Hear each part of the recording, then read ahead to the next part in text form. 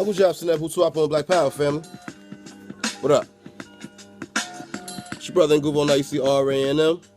And once again, you're tuned in to RANM RBG TV.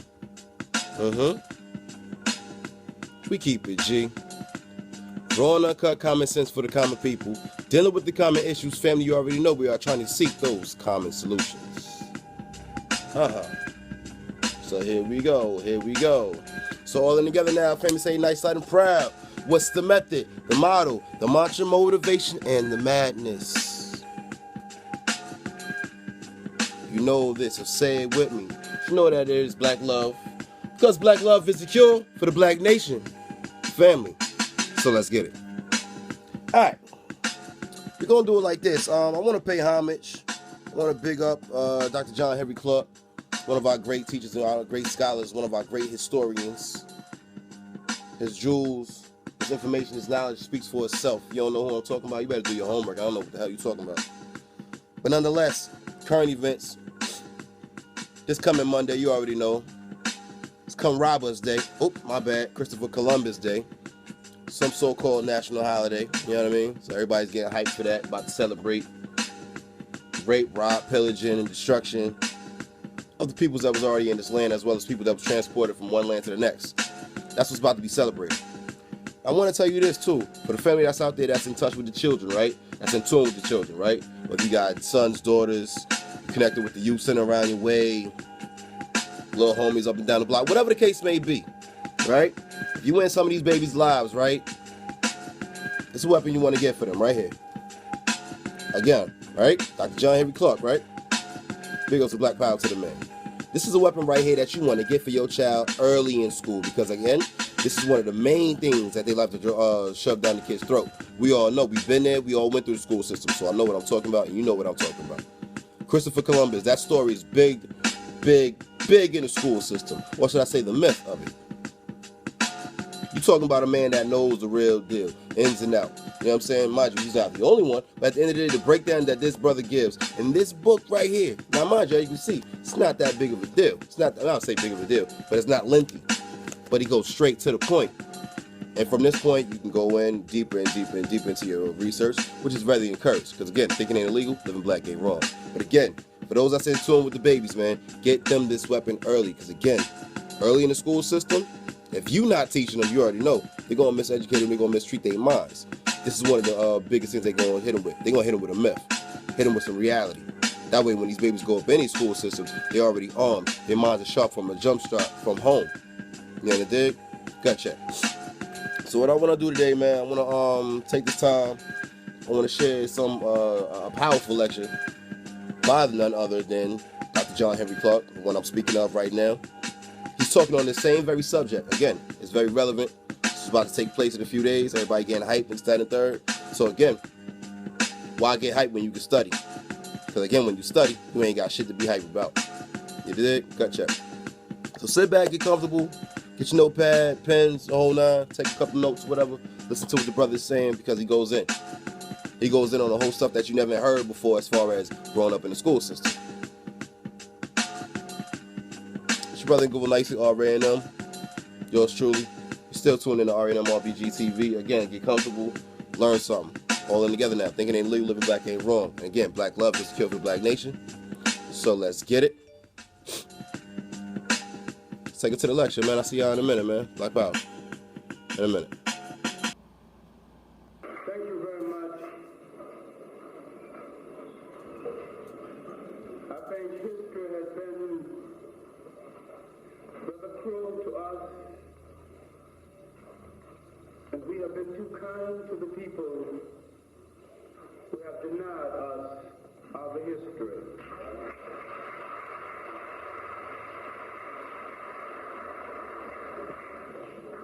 As a people,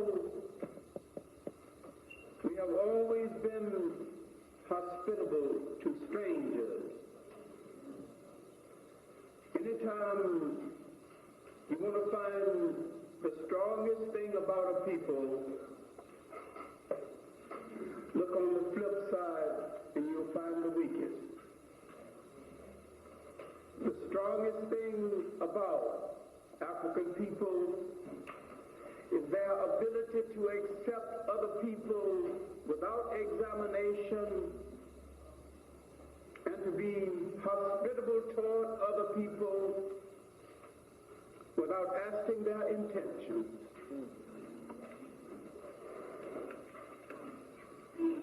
The weakest thing about African people is their universal political naivete in relationship to the intention of other people. Because in all the world, none of the visitors have been their friends.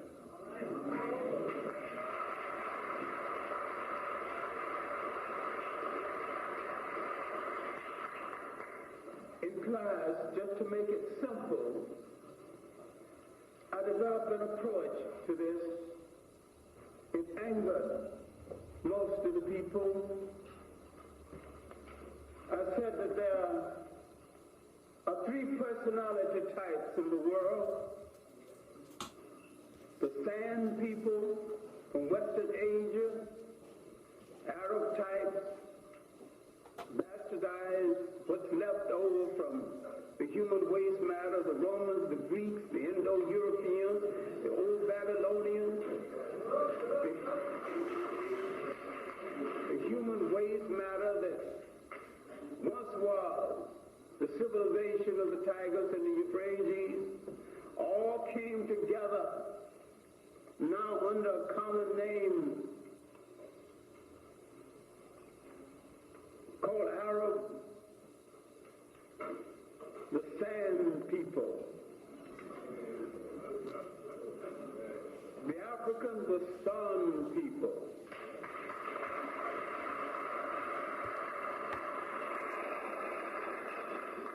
And the Europeans, the ice people.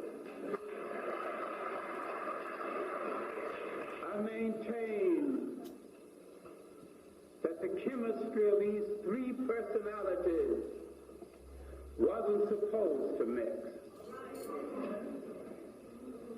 Each one in their respective habitat could have gotten along, but together that is trouble.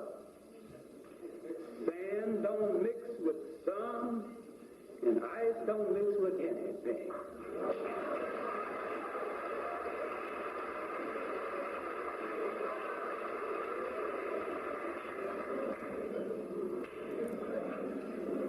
The sand people and the ice people have one intention in mind. They have never changed one iota. And their intention remains the same no matter what their ideology and no matter what their religion. Their intention remains the same. To dominate by any means necessary.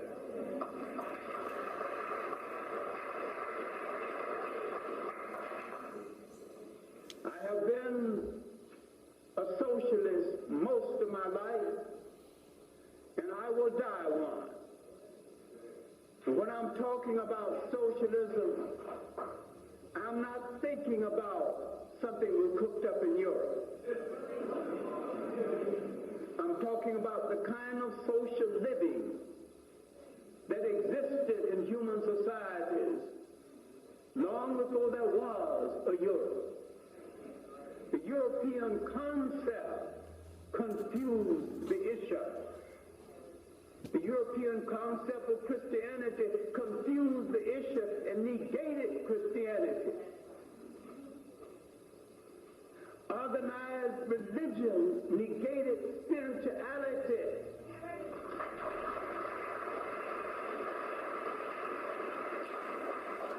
Spirituality was then and still is man's greatest need. Man did not commercialize Christianity.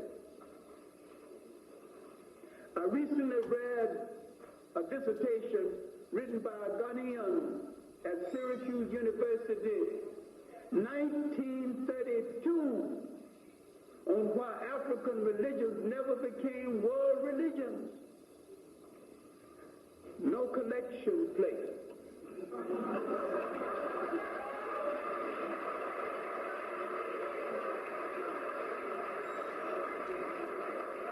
No piping, no bishop with all these robes to support. You can't commercialize it, what good is it to Europe? Can't build any great temple. The priest was the property of the people. The priest wanted anything, the people gave it to him. So what you need with money? You want to go someplace, the people take you. You could never get rich in a religion like that. All you could get is your keys. So if you got any kind of other intention, you chose the wrong one. Now we're going to talk about Columbus a little, and using Columbus as a takeoff in the classroom. I once had a question on the exam, and it stayed there till the students caught on and began to answer the question too easily. The question is that of the three events that happened in 1492, there are two other events more significant to African people, directly relating to African people, more significant than the alleged discovery. Name those events and tell me the effects of the reverberation of those same events today. I had reduced 1492 to insignificance. I had poo-pooed world, the discovery of the new world, because it's going to be done by the Portuguese anyway. And what other events am I talking about that's so significant? 1492, the Africans, the Arabs, and the Berbers lost control of Spain. The Africans and the Arabs, who have been controlling Spain since 711 AD, began to quarrel among themselves, and they lost control. The Europeans who had been pinned into Europe, feeding on Europe since the fall of the Roman Empire, now had an outlet to the sea. He now began to look beyond Europe. And so 1492 not only represents a rebirth in European nationalism, a European consciousness of his color. Remember now, prior to 1492, the rise of the slave trade, the encounter with black and brown people, there was no such thing as a white people, a black people, a brown people, a yellow people, because people were not identified in that way.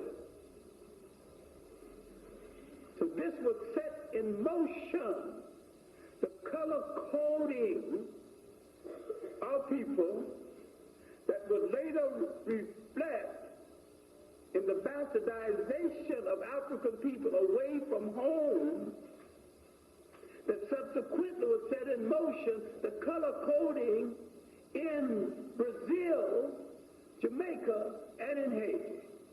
That's its reflection for today.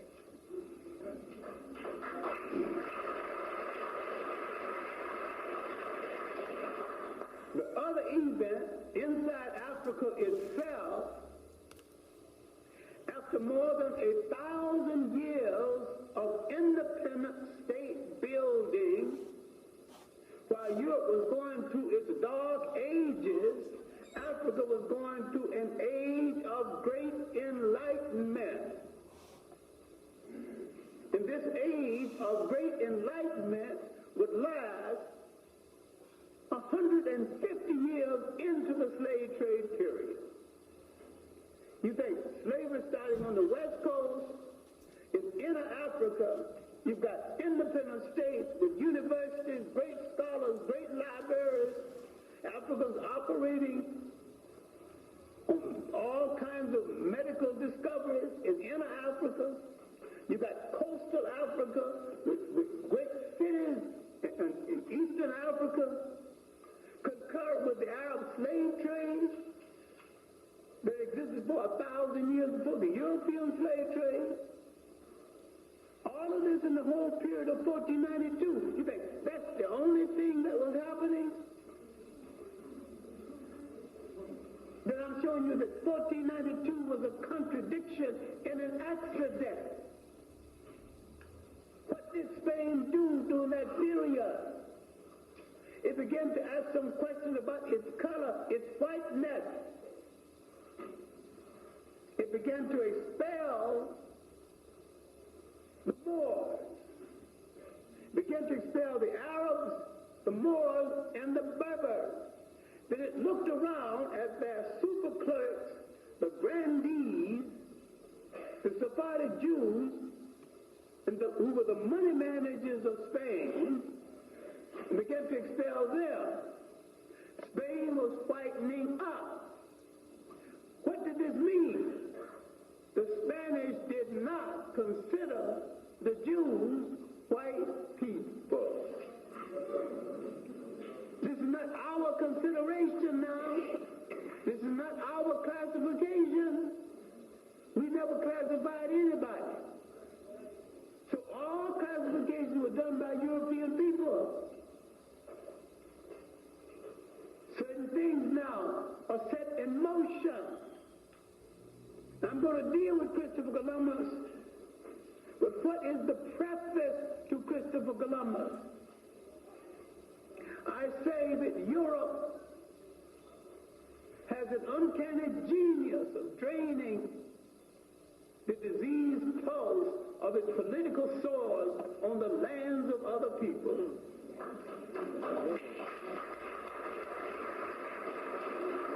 I'm saying that is what Europe is ready to do right now, because the disease has been built up in the body politics of Europe. It has to go someplace. And it has to drain off unwanted population, unwanted political ideas on the land of other people. How long can Europe dump its garbage on other people? It's human garbage, it's political garbage. They have failed as Christians, but Christianity hasn't failed, the Christians have failed. Communists hadn't failed, the communists have failed. There's nothing basically wrong with communism. There's something basically wrong with those who are handling it. Because no matter what the European handles, it's going to be racist. Racism does not stop at the door of communism and socialism. One of the things when the African was handling it in the form of communalism, he was totally non-racist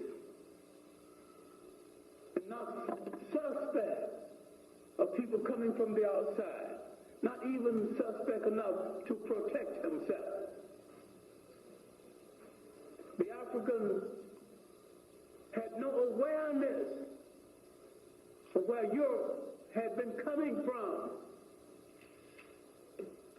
had no awareness of how this disease pulse had been building in the body politic of Europe.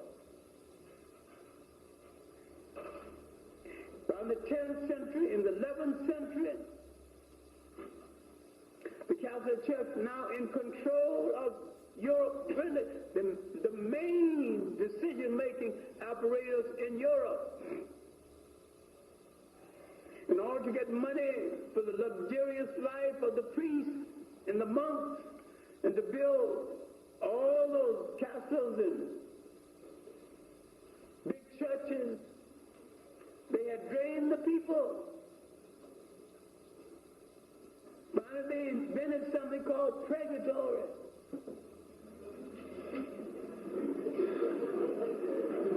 An intermediate stop-off place so you can get to heaven. Grandma is not in heaven. She had to stop off in purgatory. So you got to pray her from purgatory into heaven. And the more money you give the church, the harder I'll pray for her.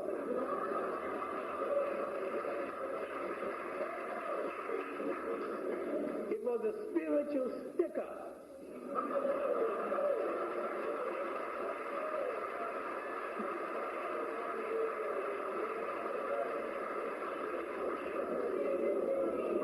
Religion has always been a political instrument to them. It's a spiritual instrument to you. This is why when you found an independent church, you also found an independent approach to religion. It means different things to different people. Different feelings. The minute it fails to serve them and keeping them in power, they're going to throw it into the ash can of history. Forget about it. No, my point is that in the midst of this build-up and the people catching on to the tricks of the church, and the Pope discovering that sooner or later the people might turn on the church, a beatnik, Peter the Hermit, came across Europe talking about the infidel Arabs, barring them from going to the Holy Land, see the Holy Grail. Now people got their attention directed toward rescuing the Holy Grail that wasn't lost in the first place. It may not have been holy.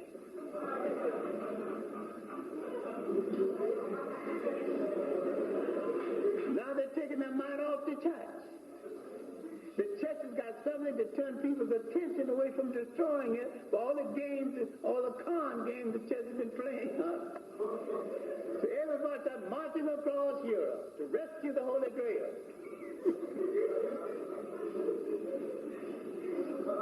Not only marching across to steal the farmer's products, his cows, in the name of God, steal his daughter in the name of God.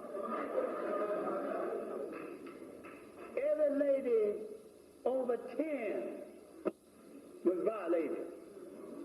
Now, if you think this has something to do with religion, you're misreading history. You should read a good book on the Crusades. Now, these crusades will give Europe a drain off. When the pin-up against the church came again, they had Martin Luther to give them another drain off. I'm saying Martin Luther, who broke away from the church, almost saved it because he gave people an alternative. Instead of destroying it, some people walked away from it. And some people criticized it and stayed in it. Now, after all of this, Europe discovered that it still was hungry, land poor, people poor, and resource poor.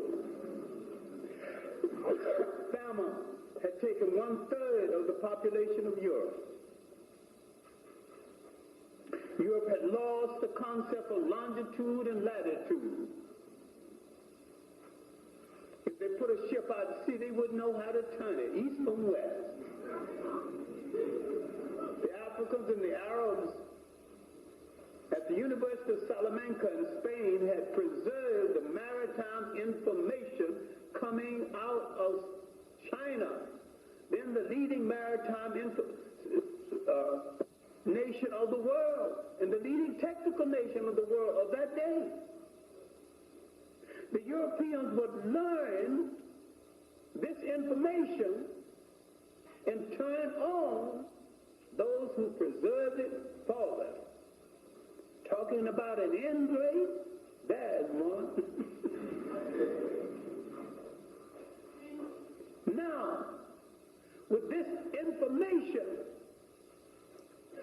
barely soaked in, a catch of maps would fall into the hands of Prince Henry of Portugal, called Henry the Navigator, although there is no information to prove he ever went to sea.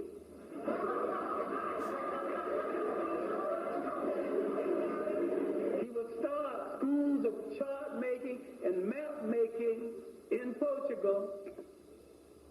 Into this school would come a little-known Italian, Spanish, or whoever, Christopher Colon, later known as Christopher Columbus.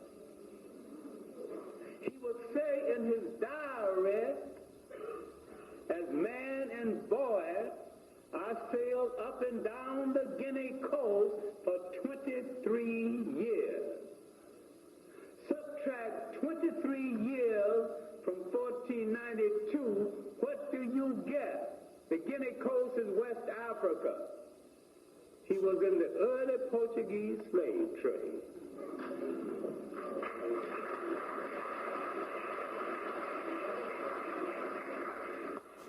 Now, I know you're going to step high on Monday.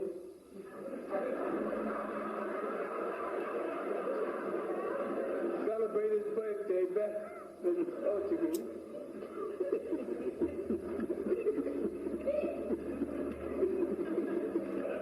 To read his diary. Read Eric Williams' analysis of the diary in a book called Documents on West Indian History. Read Eric Williams' period. A whole lot of people, especially people from Trinidad, don't read Eric Williams because they were not too pleased with his political handling of Trinidad. I don't think this should prejudice you against reading because he's one of the finest historians to come out of the Caribbean areas in this century. I don't know enough about how he handled Trinidad. I knew him at Howard University as a professor of political science. And just before independence, when he had to write a history of Trinidad and Tobago, he said he did it in 2 months, and I read his book and it was correct. There wasn't an error in it. The man was downright brilliant. And dining at the United Nations, he was, kind of one of those soft, handsome, cuddly types. He was telling me, John, would anybody believe, I can't imitate an English accent.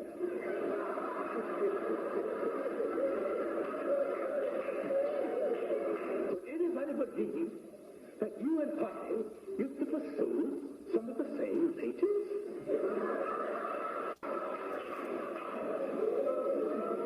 And I said with a southern drawl, would anybody believe that I won sometime?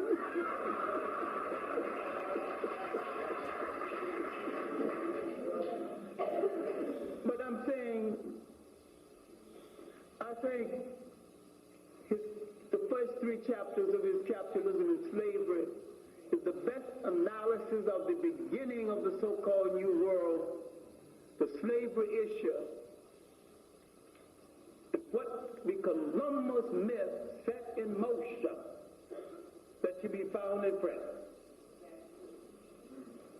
The 3rd chapter, which deals specifically with slavery, how and why it's called, need to be read with some depth of seriousness. Michael Bradley has written a book The Columbus Conspiracy.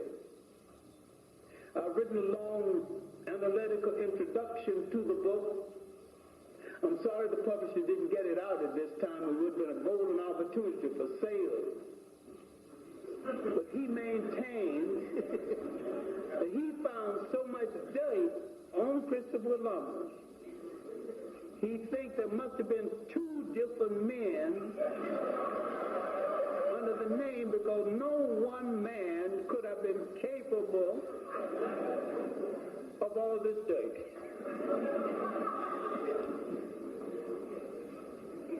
Christopher Columbus, one of the great myths in history, the phoniest of all Western heroes, a fantasized thug,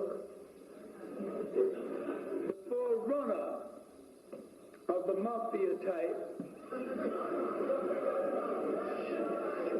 who discovered absolutely nothing. And when you look at what is behind Columbus, the atmosphere behind him,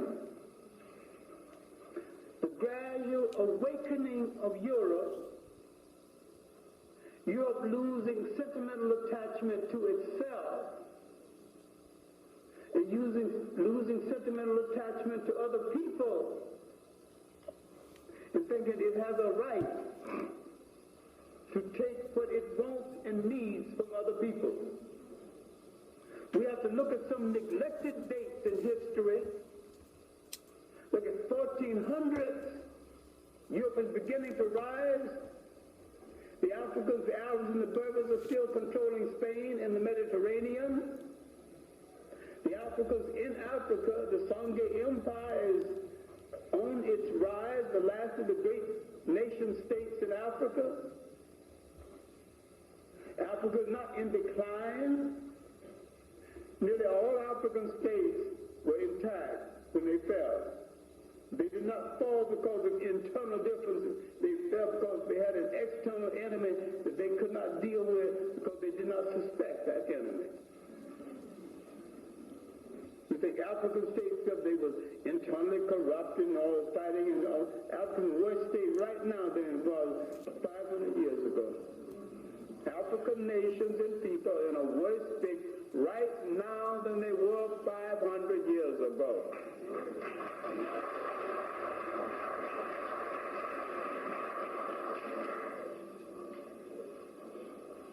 The European educated Africans might, in the final analysis, be Africa's greatest enemy. We might have to throw him out of Africa to free Africa.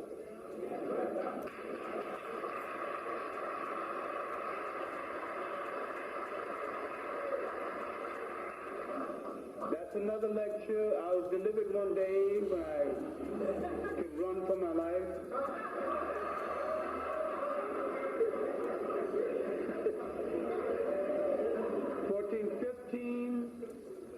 The Portuguese captured a little enclave called Cetra in Morocco. Someone said it's about the size of Central Park, and I went there, and it's not as big as Central Park. But this made the European know that there was a possibility he could invade the land that he feared and get a victory. 1450, the Africans and the Arabs began an argument among themselves, and over half of Spain was lost. The Castilian side of Spain, that boasted they had no Moorish blood, which is a lie, began to plot. 1455, they had enough independence to go to Rome with the Portuguese, who had freed themselves from the domination of the Africans and the Arabs in 1240, and began to bargain for territory. The Pope would tell both of them You are both authorized to reduce to servitude all infidel people. The Pope had sanctioned the slave trade. There was a contract called the Isiento. You could not engage in the business without this contract. England was in a swing position between Protestantism and Catholicism. England could not get the contract. When Henry VIII came to power, he built the Church of England. Now, you might want to be proud of belonging to the Church of England, but the foundation of the Church of England was based on the hot sexual passions of Henry VIII.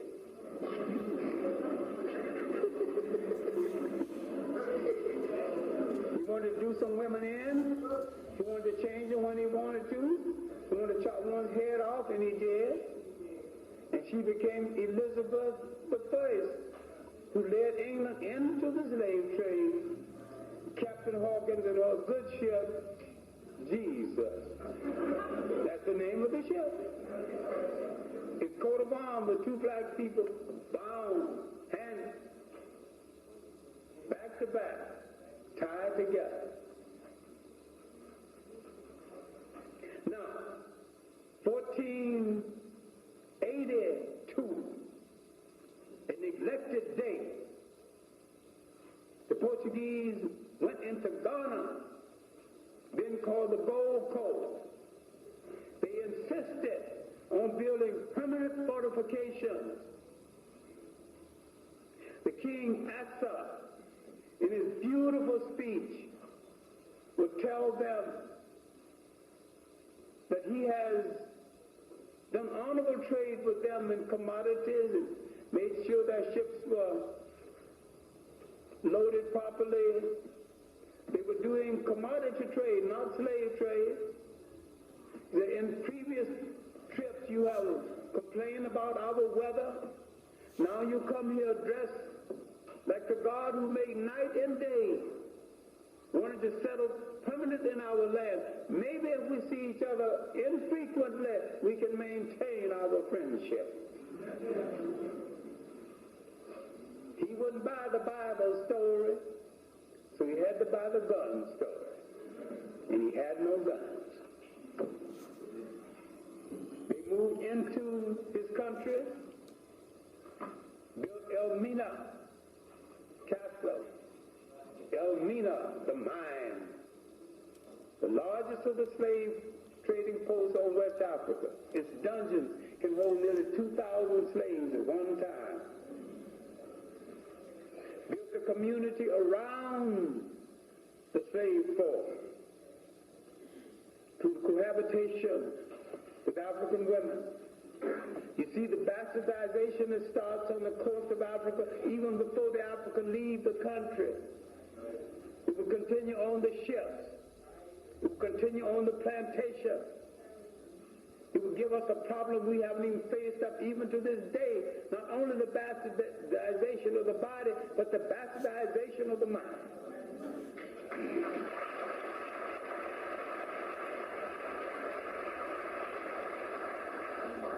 The important thing about this item is that a little-known sailor, Christopher Columbus, later Christopher Columbus, was supposed to be in this exposition.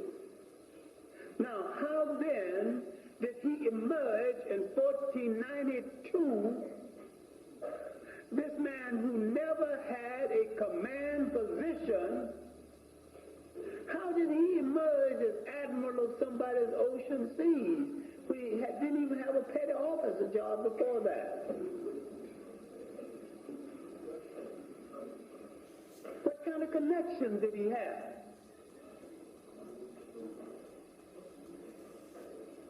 Who financed the ship? Isabel didn't have that kind of jury. She hucked all of her jewelry, wouldn't even buy anchor for a ship.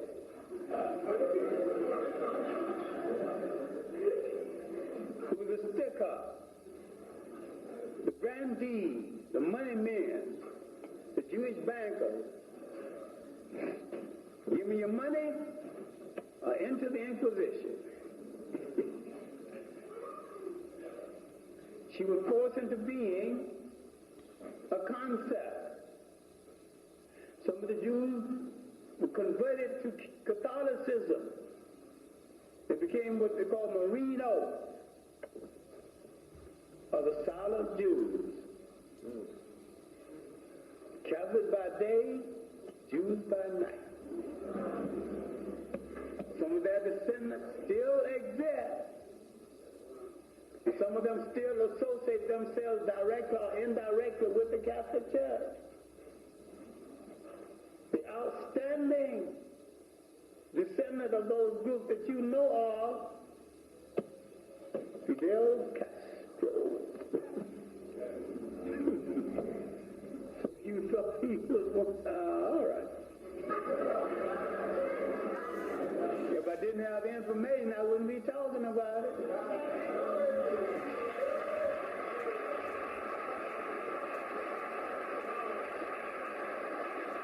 The whole book was published in France, dealing with his lineage, traces right back to the silent Jews of Spain. He tells everybody he's Castilian. All right, if that's what he wanted to say. Most of the Jews in Spain were Sephardic Jews. The Jews who took over from the Sephardic Jews were Ashkenazi Jews, or the white Jews of Europe. When they got expelled, many of them went to Holland to find the Dutch East India and the Dutch West India Company that set up South Africa. You're always looking for friends. You overcount your friends, you undercount your enemies. You got a mirror?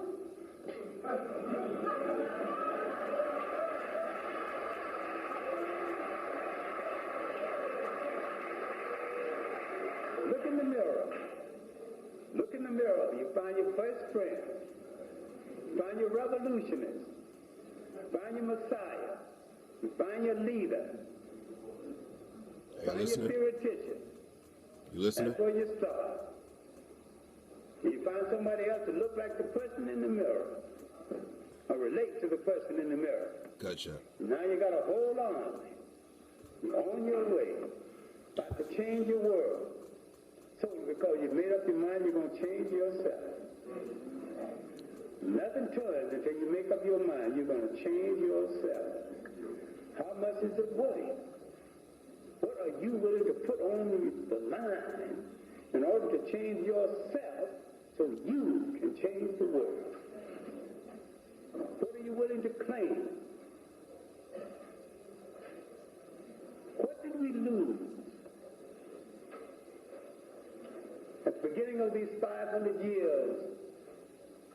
Professor Van Sertima said that for 500 years our history has been locked into a room. This is what the whole fight over curricula is about. You take our history out of that room, and we tell the truth about ourselves, and the truth about other people will have to become known. We have to stop calling ourselves lazy. No lazy people would have survived this kind of Holocaust and still been alive.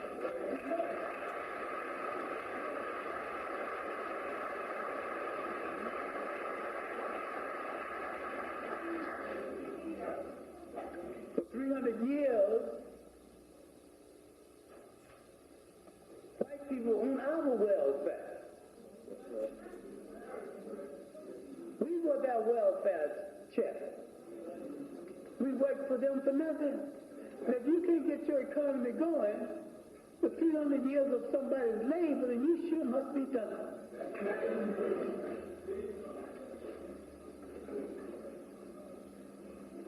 And that's the biggest welfare cheat ever. The best few people on welfare wouldn't settle for a decent job.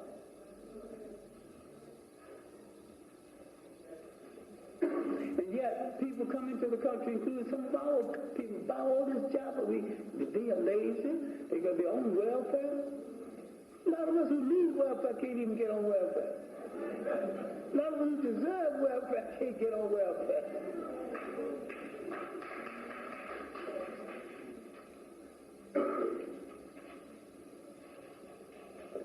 My family never been on welfare, not because they don't deserve it, but because they get so much flack from other members of the family.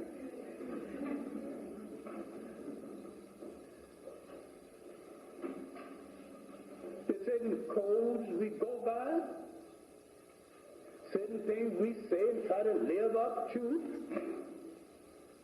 One of the things I heard very early when I accidentally drank some corn liquor and got drunk and ended up in my grandmother's feather bed, and men said that, boy, you got to know one thing in this family. We can handle our liquor and our dinner. They handle that liquor very well. As for the women did most of the handling. That included me. Now let's get serious, because I feel the Baptist preacher in me coming out, and I got to catch an airplane early in the morning and go down to Columbia, South Carolina, and do a little preaching and lecturing. So I got to go home and investigate a bed sometime.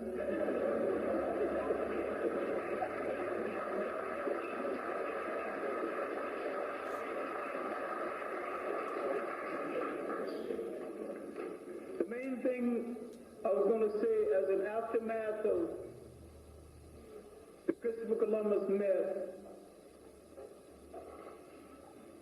that was the wholesale murder and misunderstanding of the indigenous Americans, mistakenly called Indians.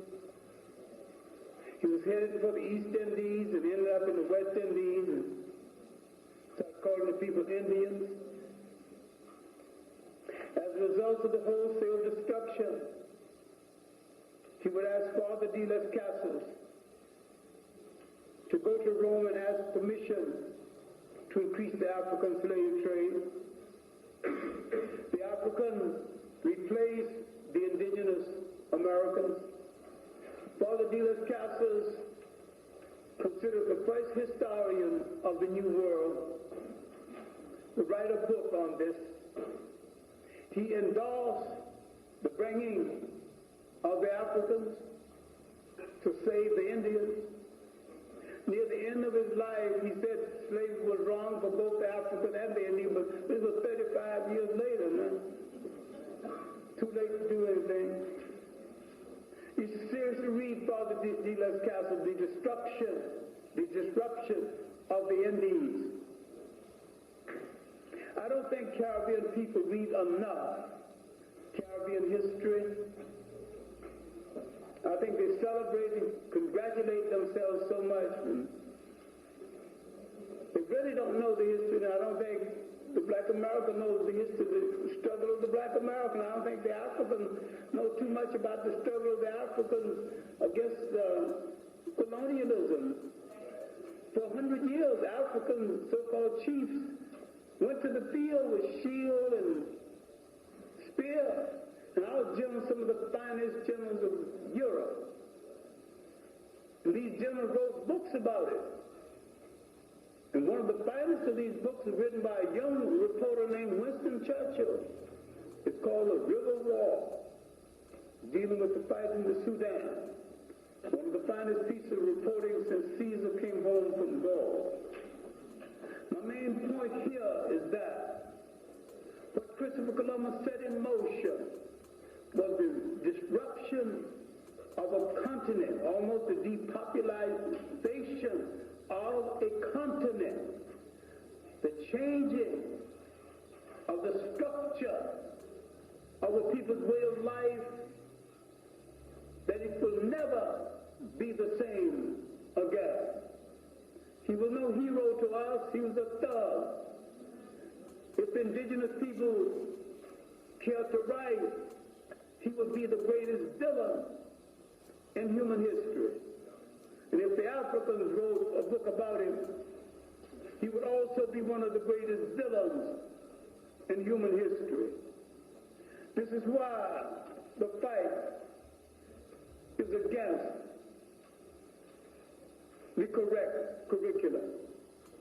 I'm not going to talk about Afrocentric anything because I don't believe in compromising with the word African. It's either African-centric or it's nothing. That's right. Gotcha.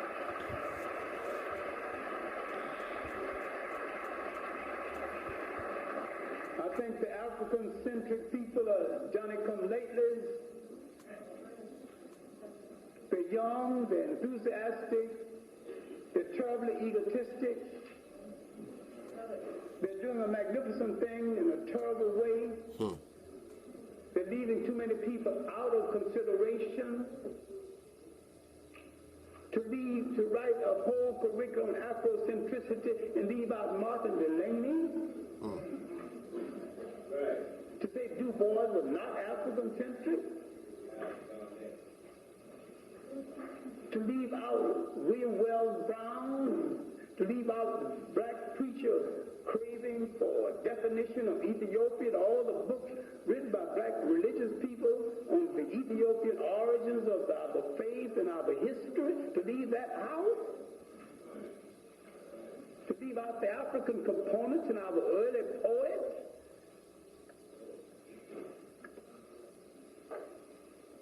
to leave out Elaine Wilkins Harper's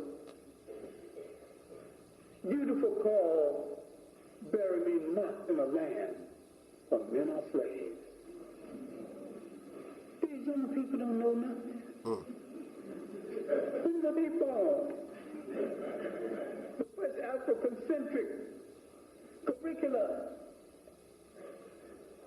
was, in recent years, was Wilson-Bergen's A Guide to the Study and Teaching of African History, written in the Old Harlem History Club. In my early days in New York, I was 19. I know it's hard on your imagination, but I was a teenager once.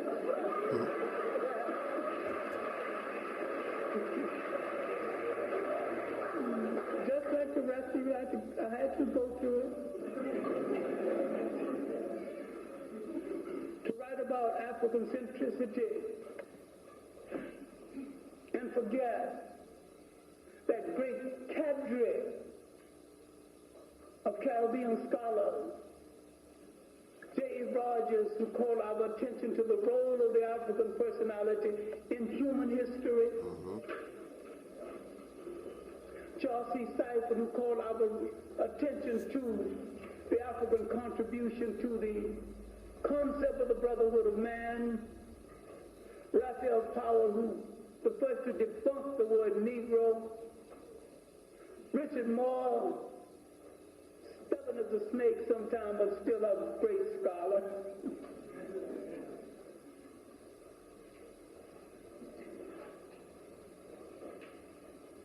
Blyden, and not to read a scholar whose concept of African redemption was just as good as Marcus Garvey's, but much clearer in many ways. Hubert Harrison. To leave them out of the concept of Afrocentricity and to call yourself the father of it without any understanding of these roots of it, and not to understand that the revolutions against what Christopher Columbus set in motion started in the Caribbean islands. That first revolution we have a good record of was in Cuba, 1527. Christopher Columbus, act of criminality, set in motion revolutions throughout the Caribbean islands in South America. It culminated in Haiti becoming an independent state. One of the main reasons why Haiti is in a sorry state today that the United States do not intend for a progressive African state to exist any place on the face of this earth.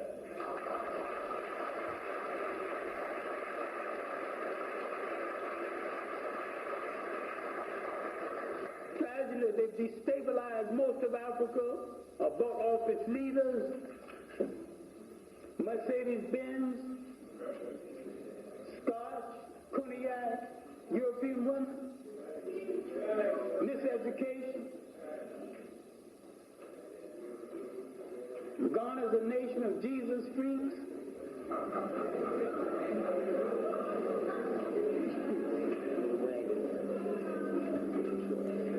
Nigeria is a den of thieves. Could have been one of the great industrial nations of the world because it had everything. Everything you need to make a great industrial nation. Am I talking away from the subject? But yes, I am, and yes and no.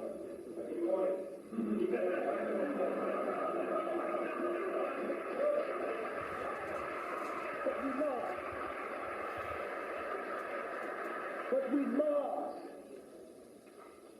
with the crisis set in motion by Christopher Columbus was the concept of the state. We are fighting to be assistant to people who are not worthy of ruling the state. We have lost too much from our historical memory. The European nation state will never succeed in Africa. This is why you've got imitation European states in the Caribbean. You've got imitation European states throughout Africa. What the Africa needs in order to breathe properly, politically, is the territorial state. A vast state, all southern Africa, be one vast territorial state. I don't mean a single state as in Africa need to lose its sovereignty. I mean, all of them should combine themselves into an economic union, a cultural union. They could have 5 big universities to take care of all of them, and smaller universities in each state. They could have a better high school system. They could have a better hydroelectric system. They could have a shipping system. We have to stop being trained to be assistant to someone and trained to be all of this.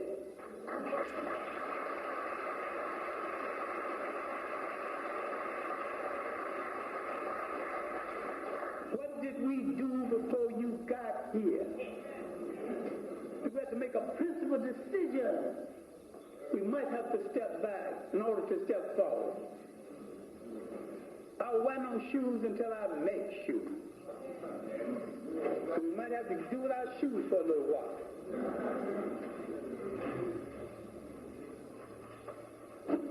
I'll have no more cornflakes sent from Michigan. I'll buy the machine that makes the cornflakes, grow my own corn, make my own cornflakes. If I want cornflakes, or if I need cornflakes. Now, anybody with a stove can make a potato chip, so we're not even discussing that. I'm saying what we lost in that transition of those 500 years, self-confidence in the image of God as we originally conceived him or her to be. Good shit.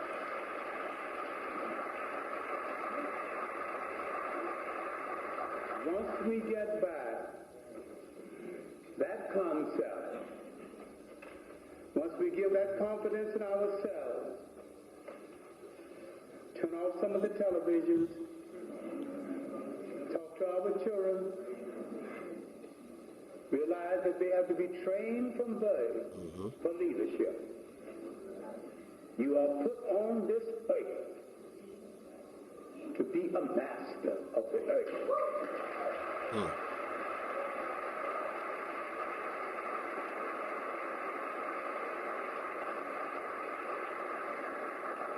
I will accept nothing from you less than the best, and I will give nothing to you less than my best.